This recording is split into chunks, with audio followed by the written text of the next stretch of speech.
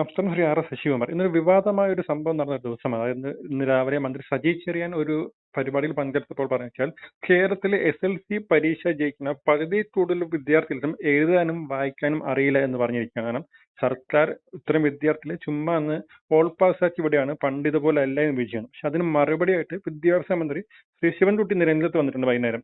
ശിവൻകുട്ടിയുടെ മറുപടി, മന്ത്രിയുടെ മറുപടി ഇതാണ്: സജി ചെറിയാൻ മന്ത്രി ഒരിക്കലും അത് പറയാൻ പാടില്ല, സർക്കാരിനെ അടച്ച് ആക്ഷേപിക്കുന്ന മറുപടിയാണ്. താങ്കൾക്ക് ഇതിനെ പറ്റി എന്താണ് പറയാനുള്ളത്? ജനറൽ എഡ്യൂക്കേഷൻ സെക്രട്ടറി ഷാനവാസ് കഴിഞ്ഞ കുറച്ച് മാസങ്ങൾക്ക് മുമ്പ് ഒരു വസ്തുത പുറത്തു പറഞ്ഞു. A+ ഇത്തരത്തിൽ കൊടുക്കുന്നത് നിയന്ത്രിക്കണം. A+ കിട്ടുന്ന വിദ്യാർത്ഥികൾക്ക് തീർച്ചയായിട്ടും അവരുദ്ദേശിക്കുന്ന ക്വാളിറ്റി ഇല്ല എന്ന് വളരെ പരസ്യമായി പറഞ്ഞപ്പോൾ തന്നെ ഇവിടെയുള്ള അധ്യാപക സംഘടനകളും വിദ്യാർത്ഥി സംഘടനകളും അദ്ദേഹത്തിനെതിരെ രംഗത്ത് വന്നത് നമ്മുടെ മുന്നിലുണ്ട്. ഇത് 2010 ഇതേ അഭിപ്രായം ബിജു പ്രഭാരൻ വിദ്യാഭ്യാസ ഡയറക്ടറായിരുന്നപ്പോൾ പറഞ്ഞു വരികയും പറഞ്ഞ ഒരാഴ്ച കഴിഞ്ഞപ്പോൾ അദ്ദേഹത്തെ വിദ്യാഭ്യാസ ഡയറക്ടർ സ്ഥാനത്ത് നീക്കം ചെയ്യുകയും ചെയ്ത സംഭവവും നമ്മുടെ മുന്നിലുണ്ട്. ഇതെല്ലാം ഒരു വസ്തുത തന്നെയാണ്. വാസ്തവത്തിൽ ഇപ്പോൾ ഇത്തരത്തിൽ A+ കൊടുക്കുന്നതും 99% വിദ്യാർത്ഥികളെ വിജയിപ്പിക്കുന്നത് കൊണ്ടും നമ്മുടെ വിദ്യാഭ്യാസ രംഗത്ത് എന്ത് മെച്ചമാണ് ഉണ്ടായിട്ടുണ്ടെന്നുള്ളതിനെ കുറിച്ച് അവഗണിക്കേണ്ട ഒരു സമയമാണ്. കാരണം വിദ്യാർത്ഥികൾ ഇപ്പോൾ തോക്കുന്നില്ല എന്നുള്ളതാണ് സത്യം. ഈ പഠിച്ച് പാസ്സായി വരുന്ന വിദ്യാർത്ഥികൾക്ക് ആർക്കും തന്നെ സജി ചെറിയാൻ പറഞ്ഞതുപോലെ ഇവർക്ക് എത്ര പേർക്ക് അക്ഷരമാല അറിയാമെന്നുള്ള കാര്യത്തിൽ സംശയമുണ്ട്. നമ്മുടെ DPP സമ്പ്രദായം നമ്മുടെ സംസ്ഥാനത്ത് നടപ്പിലാക്കിയതിന് ശേഷമാണ് നമ്മുടെ ജനറൽ എഡ്യൂക്കേഷൻ മേഖല കുത്തനെ അതിന്റെ ക്വാളിറ്റി ഇടിഞ്ഞത്. മുമ്പ് നമ്മുടെ പൊതുവിദ്യാഭ്യാസം വളരെ മെച്ചമായിരുന്നു. SSLC പാസ്സാവുന്ന കുട്ടികൾക്ക് വളരെ നല്ല വിദ്യാഭ്യാസം, അവർക്ക് വളരെ ഉയർന്ന ക്ലാസ്സുകളിലേക്ക് പഠിക്കുന്നതിനുള്ള പ്രാപ്തി ലഭിക്കുമായിരുന്നു. ഇപ്പോൾ DPP സമ്പ്രദായം SSLCക്ക് മാത്രമല്ല ഇപ്പോൾ +2 എത്തിച്ചേർന്നു എന്നുള്ളതാണ് സത്യം. വാസ്തവത്തിൽ പഴയ പ്രീ ഡിഗ്രി കുറച്ചുകൂടി മെച്ചമായിരുന്നു. പ്രീ ഡിഗ്രി കഴിഞ്ഞിട്ട് അവർക്ക് ഡിഗ്രി കോഴ്സിന് പോകുന്നതിനൊരു ക്വാളിറ്റി ഉണ്ടായിരുന്നു. ഇപ്പോൾ സംഭവിച്ചിരുന്നത് എന്താ? ആൾ പാസ് നടപ്പിലാക്കിയ ആ സമയം മുതൽ നമ്മുടെ വിദ്യാഭ്യാസ രംഗം കുത്തനെടിയുണ്ടായത്. ആൾ പാസിലൂടെ SSLC പാസ്സാകുന്നു. ഇപ്പോൾ ആൾ പാസ് തന്നെയാണ് +2. ഇപ്പോൾ പുതുതായിട്ട് ഉണ്ടാവുന്ന ദേശീയ വിദ്യാഭ്യാസ നയം, ദേശീയ വിദ്യാഭ്യാസ നയത്തിൽ 4 വർഷ ഡിഗ്രി കോഴ്സ് ആരംഭിച്ചേക്കുന്നതിന്റെ സ്ട്രക്ചർ പരിശോധിക്കുമ്പോഴേക്കും അതിന് സ്കീമോ സിലബസോ ഇല്ലാതെയാണ് സർക്കാർ 4 വർഷത്തെ കോഴ്സ് ആരംഭിക്കുകയാണ്. ദേശീയ വിദ്യാഭ്യാസ നയത്തിന്റെ ഭാഗമാണെങ്കിലും അതനുസരിച്ചുള്ള ഓറിയന്റേഷൻ അധ്യാപകർ കൊടുത്തിട്ടില്ല. അതിന്റെ സ്കീമില്ല, സിലബസ് ഇല്ല, കരിക്കുലമില്ല. നാളെ പ്രവേശനോത്സവം മുഖ്യമന്ത്രി നടത്തുകയാണ്. അപ്പൊ ഇവിടെ നടക്കുന്നത് 100% വിജയം SSLCക്ക്, 100% വിജയം +2-ന്, ഇനി അടുത്ത 100% വിജയം നമ്മുടെ ഡിഗ്രിക്ക് വരാൻ പോവുകയാണ്. അപ്പോൾ വിദ്യാഭ്യാസത്തെ ഈ വിജയ ശതമാനം കാണിച്ച് അതിനെ രാഷ്ട്രീയ പ്രൊപ്പഗൻഡയ്ക്ക് ഉപയോഗിക്കുന്നില്ല എന്ന് സംശയമുണ്ട്.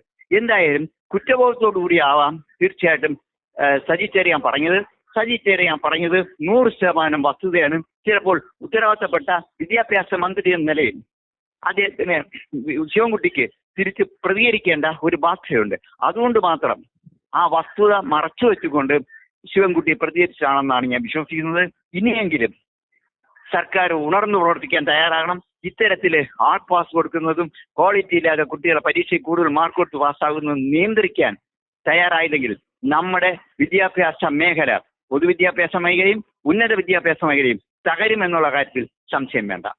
ശ്രീ ശശികുമാർ, മറ്റൊരു ഈ SLC പരീക്ഷ സമയത്ത് വിദ്യാർത്ഥികൾ പേപ്പർ നോക്കുന്ന അധ്യാപകർ അത്രയ്ക്ക് ഒരു മൂല്യനിർണ്ണയം, ഒരു പണ്ടത്തെ SLC പരീക്ഷ എന്താണ് 210 മാർക്ക് വാങ്ങിക്കണം, പേപ്പർ നോക്കാൻ സൂക്ഷ്മ പരിശോധന നടത്തുന്ന അത്രയും. അപ്പൊ അതുപോലെയല്ലേ ഇപ്പോഴത്തെ ഈ പരീക്ഷയുടെ പേപ്പർ നോക്കുന്ന രീതികൾ? അല്ല, മുൻപ് നമ്മുടെ വിദ്യാഭ്യാസം നമ്മളറിയാമല്ലോ, സ്ക്രൂട്ടനിയും റീവാലുവേഷനും ഒക്കെ കുട്ടികൾ അപേക്ഷ കൊടുക്കുമായിരുന്നു. ഇപ്പോൾ റീവാലുവേഷനും ഒന്നും തന്നെ കുട്ടികൾ രംഗത്ത് വരുന്നില്ല. കാരണം അവർ പ്രതീക്ഷിച്ചതിനേക്കാളും മാർക്ക് കിട്ടുന്നുണ്ട്.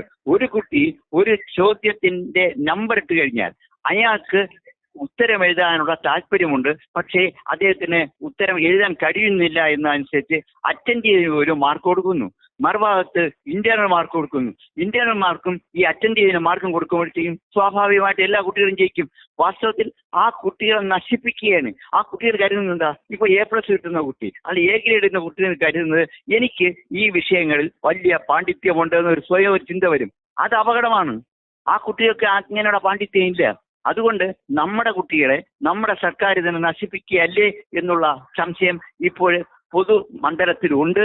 അതുകൊണ്ട് ഗവൺമെന്റ് ഇതിനെക്കുറിച്ച് വളരെ ഒരു പഠനം നടത്തണം. ഇപ്പോ പിന്നെ ശിവൻകുട്ടി മന്ത്രി ഇടയ്ക്ക് ഒരു പ്രസ്താവന നടത്തിയിരുന്നു, പേപ്പർ മിനിമം വയ്ക്കണമെന്ന്. തീർച്ചയായിട്ടും സ്വാഗതാർഹമായ തീരുമാനമാണ്. പക്ഷേ ആ 30% മാർക്ക് പേപ്പർ വെച്ചായിട്ട് വക്കണമെന്ന് തീരുമാനിക്കുന്നതിനെ അധ്യാപകർ എതിർത്തുകൊണ്ടിരിക്കുകയാണ്. കാരണം അവർക്ക് അങ്ങനെ വന്നു കഴിഞ്ഞാൽ പല കോളേജ് സ്കൂളുകളിലും വിദ്യാർത്ഥികൾ പരാജയപ്പെടും. അവ പരാജയപ്പെടുന്നതിന്റെ ഉത്തരവാദിത്വം അധ്യാപകർക്ക് പേരാതിരിക്കണമെങ്കിൽ എല്ലാ വിദ്യാർത്ഥികളെയും പാസ്സാക്കണം. അപ്പൊ അതുകൊണ്ട് ഈ വിദ്യാർത്ഥികളുടെ റിസൾട്ട് മെച്ചപ്പെട്ടതായിട്ട് കാണിക്കേണ്ട ഒരു ബാധ്യത അധ്യാപകർക്കുള്ളത് കൊണ്ടാണ് മന്ത്രി ശിവൻകുട്ടി 30% മാർക്ക് മിനിമം വേണം എന്നുള്ള തീരുമാനത്തിന് ഈ വിദ്യാർത്ഥി സംഘടനകളും അധ്യാപക സംഘടനകളും ഒന്നുപോലെ എടുക്കുന്നത്. എന്തായാലും ഒരു കാര്യം വളരെ വ്യക്തമാണ്, ഗവൺമെന്റ് നിഷ്പക്ഷമായി ഈ വിദ്യാഭ്യാസ മേഖലയിൽ കൂടുതൽ വിജയ ശതമാനം ഉണ്ടാക്കി അതിൽ കൂടി രാഷ്ട്രീയ നേട്ടം കൊയ്യാമെന്നുള്ള ആഗ്രഹം ദയവ് ചെയ്ത് മാറ്റിവെച്ചാൽ നമ്മുടെ കുഞ്ഞുങ്ങൾക്ക് നല്ലൊരു ഭാവി ഉണ്ടാവും.